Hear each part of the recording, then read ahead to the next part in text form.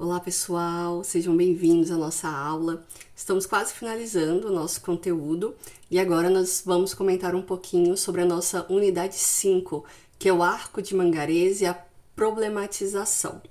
A unidade 5 e 6, apesar de não haver nenhuma atividade sobre elas, possivelmente podem ser cobradas também na nossa avaliação do segundo bimestre, portanto, dê atenção a elas também, tá bom?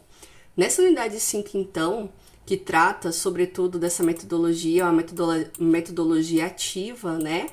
Que surgiu aí há algum tempo e tem contribuído bastante com o ensino e aprendizagem, sobretudo no que se relativa ao que é relativo à problematização. Então, a gente trabalha no âmbito de metodologias ativas, no início superior, na iniciação científica, né? É o que nós vamos abordar nessa unidade. Então, quando se trata desse trabalho, a gente tem que lembrar que ele foi elaborado em 1970, né? E ele foi apresentado aí pelo estudioso Bordenave, tá? E também Pereira, a partir de 1977. E isso se expandiu, né? Hoje, quando a gente fala de sala de aula invertida, dessas metodologias ativas, gamificação, tudo isso tem a ver, né, com esse trabalho. Então, quando a gente trata desse arco, a gente tem a preparação, a execução e a apreciação. A preparação é o estudo, então o que você vai estudar? Então a gente vai separar o material, a gente vai ver o que a gente vai trabalhar, né? A solução que a gente tem para o nosso problema. Depois vem a execução, que é o que é a aplicação que eu vou fazer sobre o meu tema escolhido. Logo depois vem a apreciação, que é a fase então em que eu vou aplicar e vou avaliar de fato se eu consegui atingir aquilo que eu buscava nesse trabalho, né? Então é a aplicação do método escolhido, tá? E nesse princípio, então, depois vem aí, né, na apostila de vocês aqui no e-book, o histórico, né, a definição do arco de Mangarese, quase que não sai, hein? Depois vocês leem, então, com atenção, tá? Sobre esse histórico, que também é bem interessante.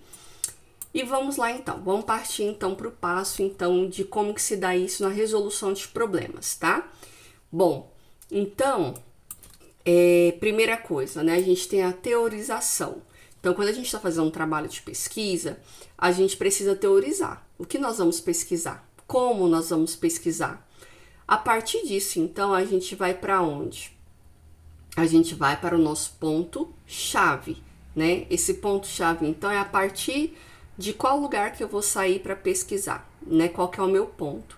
E aí eu vou observar a realidade que eu estou trabalhando nessa pesquisa, né? Depois eu venho para as hipóteses de solução desse problema, porque toda pesquisa tem um problema. Se existe a pesquisa é porque existe um problema ao qual a gente quer resolver. Aí eu parto então para as hipóteses de solução, né, para esse problema, e depois eu venho para a minha aplicação prática, como resolver de fato esse problema, né? E aí isso tudo envolve quem? A realidade, tá? Então nessa observação da realidade é o nosso ponto basicamente de partida para a gente elaborar o problema a ser resolvido. Então, eu vou identificar a parte da realidade que vai ser observada, vou escolher como que eu vou observar esse problema, vou analisar e problematizar, vou registrar, vou descrever, vou explicar a escolha do meu problema, tá? Então, basicamente, parte disso. E aí, eu faço o registro, né, dos meus pontos-chaves. Então, eu vou identificar as causas, as variáveis, por que isso acontece, como que se daria isso? Exemplo, você trabalha como professor, professora, né, lá na alfabetização. Então, por que a turma A aprende mais que a turma E? Vou observar então a metodologia da professora. Na turma A, a professora usa da ludicidade, ela faz mais brincadeiras, enfim, talvez nessa sala os alunos aprendam mais, você que vai observar isso e por quê, né? Como que você vai chegar a esse ponto? Por que a professora, né, da turma A, os alunos aprendem mais? E da turma E, você vai observar, né, qual a metodologia que a professora utiliza, por que nessa turma as crianças aprendem menos? Enfim, E nem sempre quer dizer que uma vai aprender mais ou menos. Talvez na sua observação você vai observar o seguinte: olha, na turma E, os alunos não é que eles aprendem menos. O que acontece é que são alunos com um déficit maior de aprendizagem, a turma é maior e a professora não consegue alcançar todos, uma vez que a turma tem um déficit muito grande de aprendizagem. Então, isso você fez o quê?